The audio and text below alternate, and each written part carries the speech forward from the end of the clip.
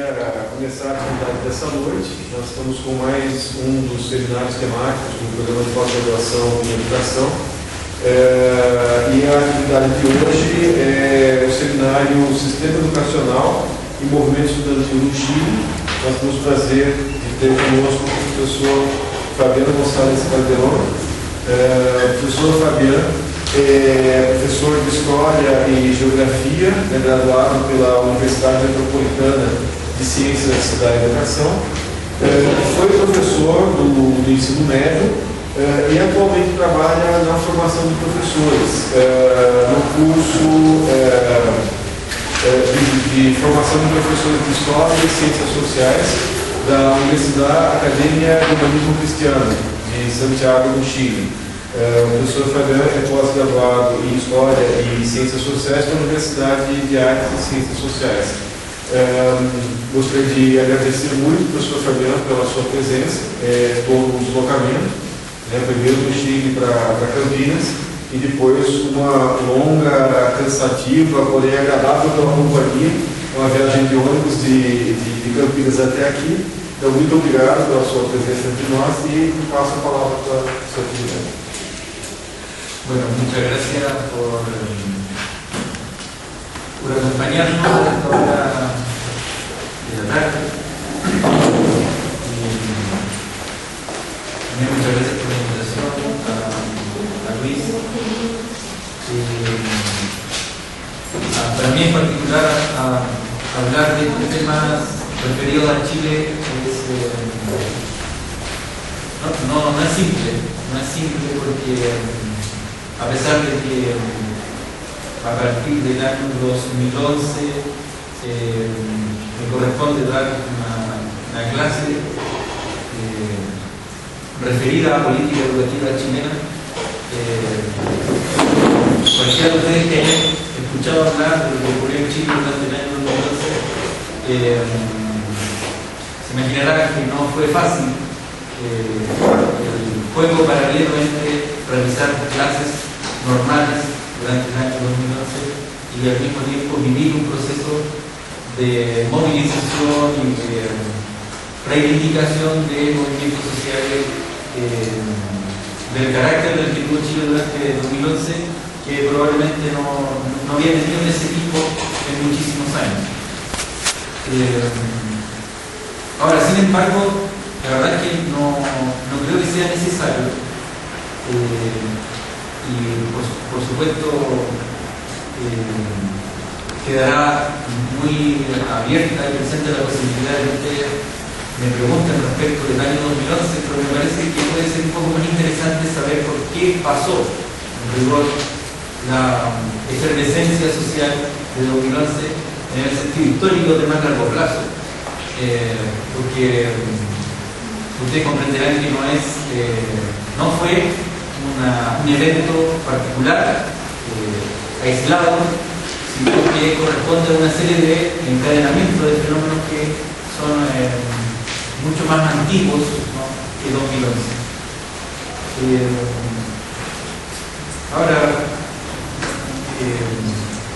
escucho la lluvia, y la verdad es que como no pudimos ver el tema PowerPoint, la presentación no tiene mucha importancia, era simplemente para que se comprendiera mejor la exposición, pero sí había puesto algunas imágenes que no son casuales, digamos, son imágenes que representan ciertos momentos.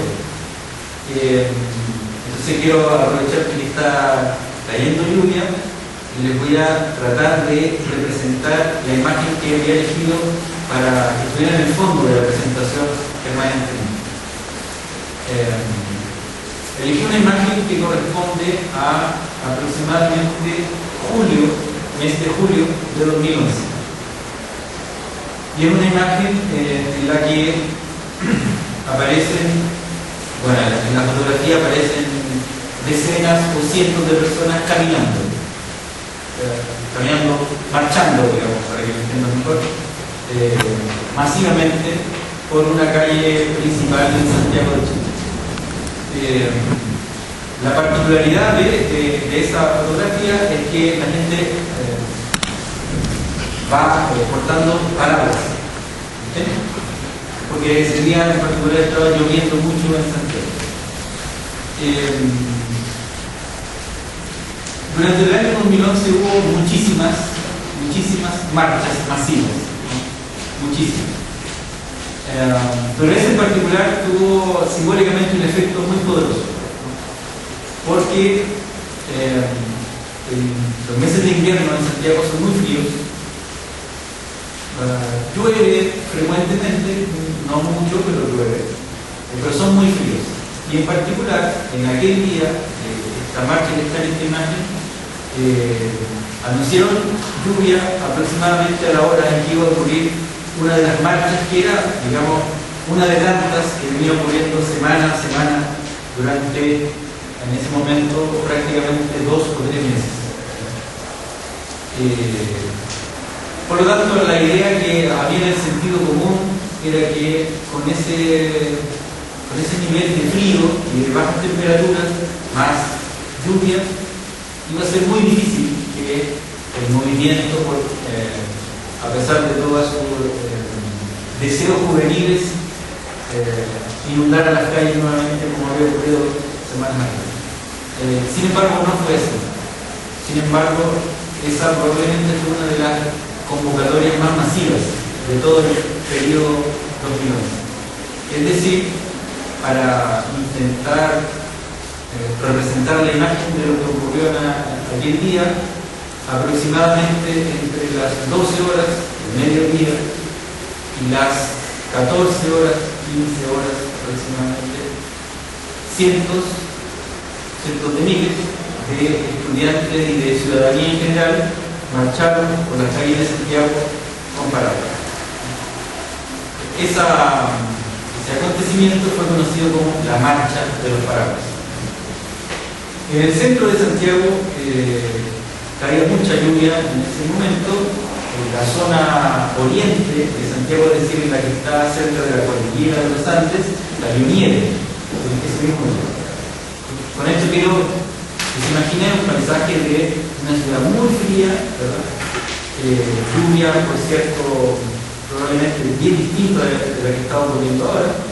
Pero sin embargo, no ocurrió no se detuvo nada, todo ocurrió tal cual venía ocurriendo, y fue simbólicamente probablemente el momento en el que mucha gente pensó que este movimiento no lo detiene nadie, ¿no? Ni la lluvia, ni el frío, ni la nieve, ¿no? Etc.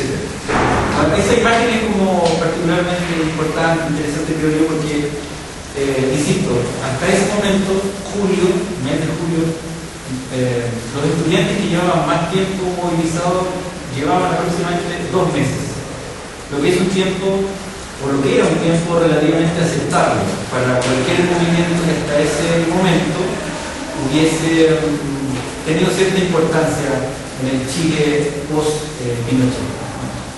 La gran mayoría de los movimientos que ocurrieron entre el año 90 y el año 2010, 1990 y 2010, tuvieron esa extensión, lo más importante, un mes y medio, 2 meses. Pero luego de eso, generalmente decae. El movimiento estudiantil chileno tuvo variados presagios de fin abrupto o de cansancio. Por ejemplo, Copa América, aunque parezca un poco fuera de lugar, pero para que puedan comprender este factor, supuestamente la selección de fútbol de Chile tenía opciones interesantes en la Copa América que se realizaba en los meses de invierno, ¿no? Otoño-invierno, en el caso nuestro, en Argentina. Por lo tanto, parte importante de grupos de interés, clase política, dijo los estudiantes van a estar interesados hasta que Chile tenga éxito en la Copa América y luego todo esto decae. No fue así. Por lo tanto, la Copa América no logró descender este movimiento, insisto, no logró la lluvia en los meses más fríos. Y cuando yo doy el ejemplo de lo que ocurría con este día particular de lluvia, nieve, mucho frío en Santiago, en rigor lo que quiero que se imaginen es que en Santiago, en cierto momento, un porcentaje muy cercano al 80% de los liceos, es decir, de los colegios de enseñanza media, estaban tomados por sus alumnos. Por lo tanto, estaban viviendo en esas condiciones de frío, lluvia y en algunos lugares nieve. A eso me refiero porque la imagen de estos días difíciles hay que imaginárselo no solo en los días de marcha, sino que cotidianamente, particularmente los más jóvenes de este movimiento, que a mi entender, por lo menos desde mi perspectiva, son el movimiento más interesante. Y si me permiten, más interesante que Camila Vallejo y parte de las caras más visibles que han estado en algunas portadas de periódicos nacionales o internacionales. Y les voy a explicar por qué brevemente. Luego de la llegada de la democracia a Chile en el año 1990, en marzo de 1990, hubo un periodo que es la década de los 90, un periodo que muchos historiadores y muchos analistas sociales lo identifican como un periodo muerto en términos de trabajo social, desarrollo político de las generaciones más jóvenes, en términos de activación de movimientos sociales, un periodo muy calmo, probablemente donde todas las, entre comillas, virtudes y todas las cuestiones favorables que traía la apertura de Chile al mundo abierto, al mercado abierto y al neoliberalismo, eran, entre comillas, bien recibidas, ¿no? Por gran parte de la población. Por lo tanto, es un momento de embobamiento, algo así como una sociedad muy entusiasmada por nuevas vitrinas, ¿no? Por nuevos edificios, grandes centros comerciales, por construcción de carreteras que antes no existían, por niveles de tecnología instalados en lo cotidiano que venían a prácticamente revolucionar nuestras formas de vida. Por lo menos todo esto que estoy diciendo en Santiago, ¿no? Yo sé que, como en cualquier parte del mundo, lo que ocurre en el resto de las ciudades es bastante diferente, pero en Santiago ese fenómeno efectivamente ocurrió y en muy pocos años, o sea, fue muy rápido. Por lo tanto, los años 90 son un periodo muy extraño, un periodo de exitismo nacional. En algún momento se habló de la economía chilena como una economía que emulaba a los dragones asiáticos, y por lo tanto que Chile era una especie de tigre dentro de esta gran economía del sudeste asiático. Apoyado, por cierto, por indicadores que en el plano económico y en el plano también de las mínimas distribuciones sociales venían funcionando con cifras relativamente positivas.